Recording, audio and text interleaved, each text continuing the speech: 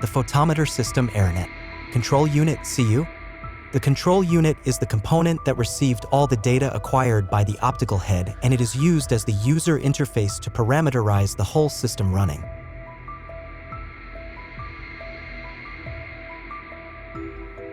The CU can transmit the data using different communication protocol.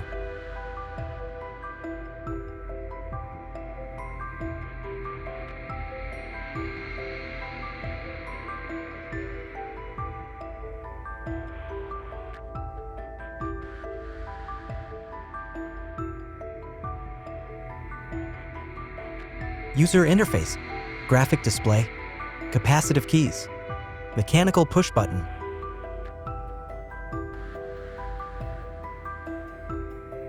removable terminal block, pyrometer, wet sensor, remote display, SDI 12, USB, sensor head, robot azimuth and zenith motion, DCP/serial communication, solar panel, external battery,